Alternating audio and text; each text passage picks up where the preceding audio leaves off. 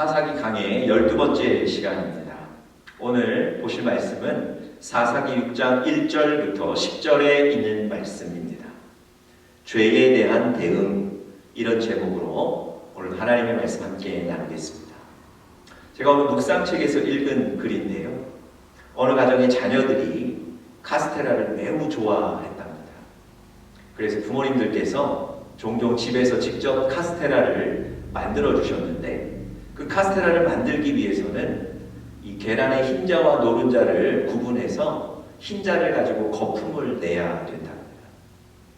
부드러운 빵을 원하면 원할수록 거품을 더 많이 풍성하게 내시면 된답니다. 그날도 아이들을 위해서 집에서 직접 카스테라를 만드셨는데요. 남편이 거품을 내고 있을 때 아내가 그 남편 옆에 있는 바닐라 에센스를 좀 건네달라고 했답니다.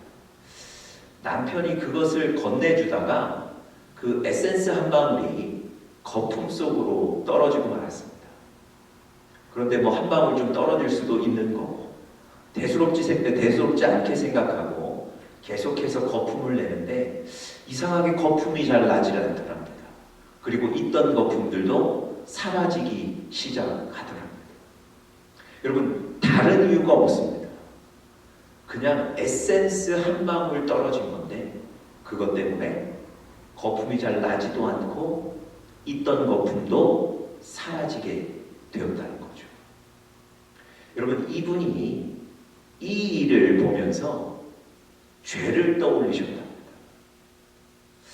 우리 안에 이 영적인 욕구들이 많이 있는데 거기에 죄라는 것이 한 방울 떨어지면 우리가 가진 어떤 영적인 열심과 영적인 욕구와 영적인 결심들이 무너지게 된다는 거죠. 영향을 받게 된다는 거죠. 죄가 이렇게 무서운 거구나. 이분이 그것을 통해서 깨닫게 되었다는 얘기입니다. 여러분, 오늘 이 사사기 6장 1절은요 이렇게 시작이 됩니다. 이스라엘 자손이 또 여호와의 목전에서 악을 행하였다. 여러분, 이 또라는 단어에 어떤 의미들이 숨겨져 있는 겁니까? 이스라엘 백성들이 어떤 행동을 과거에도 이미 했고 시간이 지났는데도 개선되지 않고 또 현재 반복되고 있다. 여러분, 이 많은 것을 포함하는 것이 바로 또라는 단어 아니겠습니까? 이스라엘 백성들의 어떤 모습이 개선되지 않고 반복되고 있다는 거죠? 악한 모습. 하나님 앞에 그들의 악한 모습이 계속해서 반복되고 있다는 겁니다. 여러분, 제가 사사기 설교 드리면서 이들의 반복되는 패턴이 바로 이거라고 말씀드렸죠. 하나님께서 그들을 구원해 주시고 살려 주셨는데 그 다음에 다시 악을 범하는 것. 이게 지금 반복되는 패턴입니다. 여러분, 누군가 날 살려줬다면 너무 고맙지 않을까요? 너무 감동적이지 않겠습니까? 그래서 그 사람에게는 평생 내가 은혜 갚으며 살겠다, 뭐 이런 결단하지 않을까요? 하나님이 이스라엘 백성들을 그 고난과 고통 가운데 살려주시고 건져주셨을 때 아마 이스라엘 백성들에게도 감사와 감격이 넘쳤을 거예요. 아마 그때 결심도 했을 겁니다. 내가 다시는 하나님 떠나지 않을 것이고 하나님 꼭 붙잡고 살겠다. 여러분, 그런데 왜 이 이스라엘 백성들 가운데 또 반복되는 거죠? 이 죄의 모습들이 왜 또 반복이 되는 겁니까? 하나님 살려주셨는데 왜 하나님 앞에서 또 악을 범하는 거죠? 여러분, 죄라는 것이 한 방울 떨어지니까 다시 그 영적인 열심과 욕구와 결심들이 무너지게 되는 겁니다. 몇 주 전에 우리가 사무엘상에서 사울에 관한 얘기를 좀 나눴는데요. 사울 왕도 사실은 이런 비슷한 모습을 보였습니다. 사무엘이 죽었을 때 사울이 충격을 받았어요. 이 사무엘 때문에 하나님의 음성을 듣고 하나님의 도움을 받고 하나님의 뜻을 분별했는데 이제 이 사무엘 선지자가 죽게 되니까 내가 하나님과 이 관계들을 어떻게 하나 걱정이 됐던 거예요. 이제는 자기 자신이 하나님 앞에 올바로 설 수밖에 없는 거예요. 여러분, 정신을 차리게 되는 거예요. 그가 하나님 앞에 올바로 서겠다고 결단하고 제일 먼저 한 일이 뭡니까? 이스라엘 땅에 하나님이 원치 않으시는 그 죄들을 몰아내는 일. 그래서 먼저 한 일이 신접한 자들, 박수와 무당들을 쫓아내는 일을 했던 거예요. 그런데 얼마 지나지 않아서 블레셋과의 전투를 앞두고 있습니다.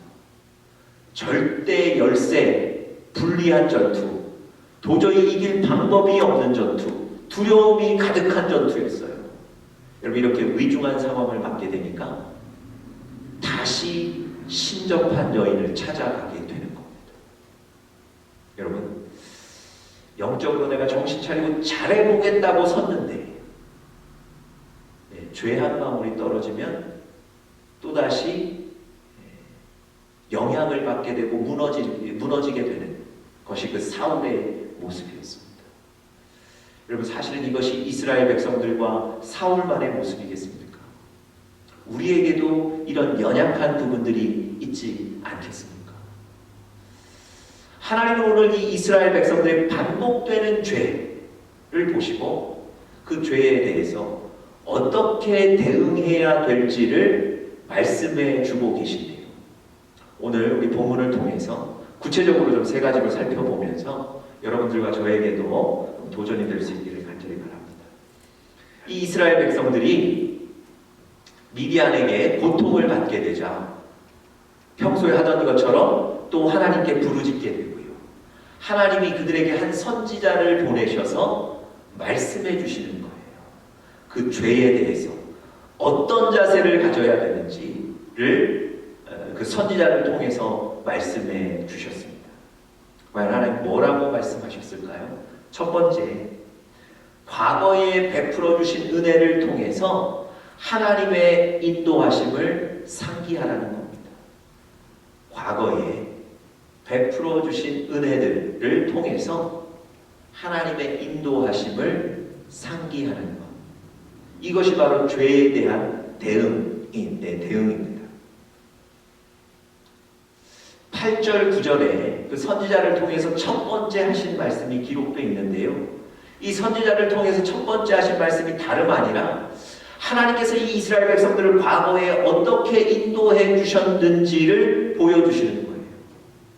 애굽에 종살이하던 너희를, 그곳에서 학대받던 너희를, 그곳에서 비참한 생활하던 너희를 하나님이 꺼내주셨다, 건져주셨다, 그곳을 벗어나게 해주셨다는 얘기를 적고 있습니다.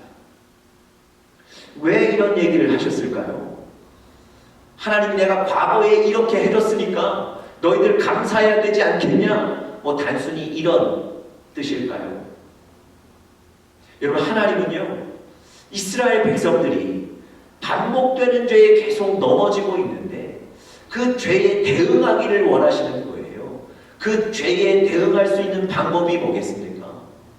지금 내가 좀 어려울지라도 과거에 하나님이 나를 어떻게 인도해 주셨는지를 다시 한번 기억하면서 지금도 그 하나님의 인도하심이 분명히 있다는 사실을 상기하기를 원하시는 거예요.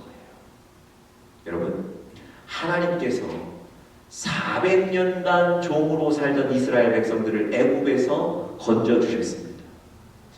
여러분, 대한민국이, 한국이 일제강점기 36년이 있었습니다. 그 36년의 강점기를, 통치기를 벗어나기 위해 수많은 노력도 했고 희생도 있었습니다. 여러분, 36년간의 통치도 벗어나기가 쉽지 않은 거예요. 하나님이요, 400년간 애굽에 의해서 학대받고 종으로 고통받던 이스라엘 백성들을 거기에서 벗어나게 해주셨던 겁니다. 여러분, 애굽 왕이 동의했습니까? 동의하지 않자 어떻게 하셨죠? 하나님이 능력을 보여주셔서 10가지 재앙을 통해서 하나님께서 그들을 애굽 땅에서 벗어나게 해 주셨습니다. 뿐만 아니라 애굽 왕의 마음이 변해서 애굽을 떠난 이스라엘 백성들을 잡고 죽이기 위해서 쫓아오자 하나님은 어떻게 하셨습니까? 그 큰 홍해를 가르시고 물을 막으셔서 그 홍해를 걸어서 지나가도록 하셨습니다. 하나님이 이스라엘 백성들을 살려주셨던 거예요. 뿐만 아니라 그 뒤에 약속하셨던 가나안 땅에 들어가기까지 하나님이 그들을 책임지시고 인도하셨던 거예요.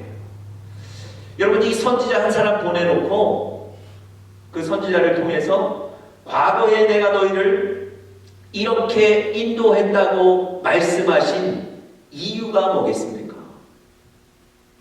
하나님의 그 인도하심이 지금도 있다는 겁니다. 그때 그 하나님의 능력과 인도하심, 그것을 바라보라는 거죠.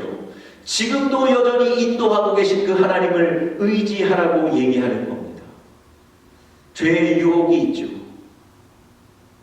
그 죄를 붙잡고 싶은 마음들도 있고 따라가고 싶은 마음들도 있습니다. 그때마다 하나님이 나를 어떻게 인도하셨는지, 하나님의 그 인도하심과 능력을 생각하고 그것을 다시 붙잡고 하나님을 바라보는 겁니다. 여러분, 그런 여러분들 되시기를 간절히 바랍니다. 하나님이 우리에게 베풀어 주셨던 그 은혜들을 다시 한번 기억하시는 우리 사랑하는 영적인 가족들 되시기를 바랍니다. 두 번째로요, 죄에 대해서 어떻게 대응해야 될지 하나님 우리에게 두 번째 주신 말씀은 두려움의 마음을 빼앗기지 말라는 겁니다. 두려움의 마음을 빼앗기지 말아야 합니다. 그 선지자를 통해서 하나님이 두 번째 하신 말씀이 10절에 기록되어 있는데요. 이겁니다. 너희가 거주하는 아모리 사람의 땅의 신들을 두려워하지 말라. 여러분, 이 이스라엘 백성들이 하나님 앞에 악을 범했다 그랬는데요. 그 악을 범한 것 중에 하나가 뭐냐면 우상을 섬긴 거예요. 가나안 땅에 들어갔더니 그 가나안에 살던 사람들이 각자의 신을 섬기고 있는 거예요. 우상들이죠. 그 우상들을 섬기고 있는데 그 우상들을 여러분들 많이 들어보셨던 뭐 바알, 아스타롯, 다곤 이런 여러 우상들이었습니다. 그런데 이 여러 우상들이 각자의 특징이 있어요.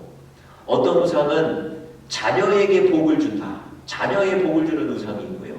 어떤 우상은 뭐 날씨를 주장해서 열매를 많이 맺게 한다. 풍성하게 한다. 뭐 이런 역할을 한다. 이런 이제 특별한 역할들이 있다는 겁니다. 이스라엘 백성들이요, 가나안 땅에 들어갔더니 내가 하나님만 섬기고 있으면 안 되겠다는 생각이 드는 거예요. 왜냐하면 이러다가 내가 자녀의 복을 놓치는 것 아닌가. 야, 내가 하나님만 붙잡고 있다가 풍성한 그 소출은 놓치는 것 아닌가. 내가 하나님만 붙잡고 있다가 오랜 세월 건강하게 살지 못하는 것은 아닌가. 두려움이 찾아오는 거예요. 여러분, 그 두려움 때문에 이스라엘 백성들이 가나안 땅에 들어가서 하나님도 섬기고 우상도 섬기게 된다는 겁니다. 여러분, 이스라엘 백성들이 그 악을, 우상을 섬기는 악을 범한 이유가, 원인이 뭡니까? 두려움이라는 거예요. 두려움의 마음을 빼앗겼기 때문에 악을 범하게 된 겁니다. 여러분, 우리도 사실은 거의 매 순간이 두려움이라는 감정을 느끼고 삽니다. 다윗이 두려워서 하나님께 묻지도 않고 블레셋으로 도망갔죠. 하나님께 묻지 않는 죄를 범하는 거예요. 사울이 블레셋과의 전투가 두려웠기 때문에 다시 신적한 여인 찾아가는 것 아닙니까? 사울이 자기가 차지하고 있는 이 왕의 자리를 잃을까봐 두려워서 다윗을 죽이려고 계속 쫓아다닌 것 아닙니까? 여러분, 이 두려움의 마음을 빼앗기니까 악에 구하게 되는 거예요. 하나님 오늘 우리에게 두려움의 마음을 빼앗기면 안 된다고 말씀하시는 겁니다. 여러분, 테스트가 걱정되는 사람들이 그 두려움 때문에 하나님께 드리는 예배에 제대로 참석하지 않게 되는 거죠.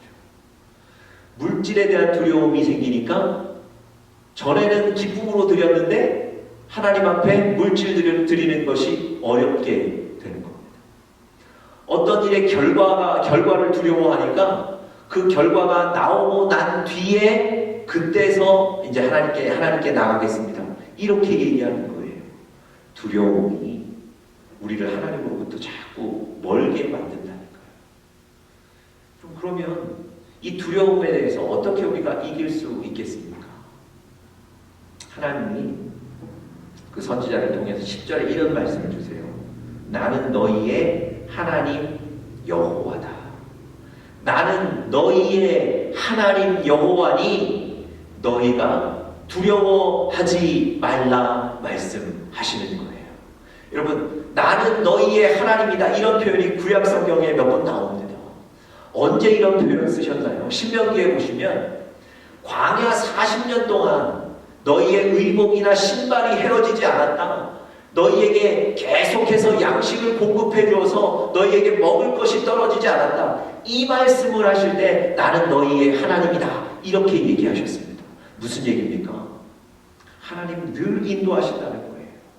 하나님 늘 함께 동행하고 계시다는 거예요.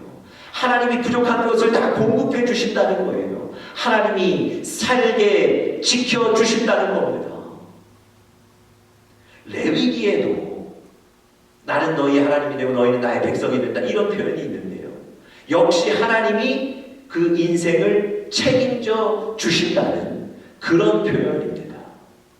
여러분, 오늘 사사기 6장 10절에 보니까 나는 너희의 하나님이다. 그래서 너희들이 그 땅에 들어가서 두려워할 필요가 없다고 말씀해 주고 계십니다. 여러분, 세상을 창조하신 그분이 우리의 하나님, 여호와 하나님 되십니다. 이스라엘 백성들을 광야 40년 동안 먹이시고 지키시고 인도하셨던 그분이 지금 여러분과 저에게서 동일하게 역사하시는 줄 믿습니다. 여러분, 그 하나님 바라보시면서 두려움을 이기시는 여러분들 되시기를 간절히 바랍니다.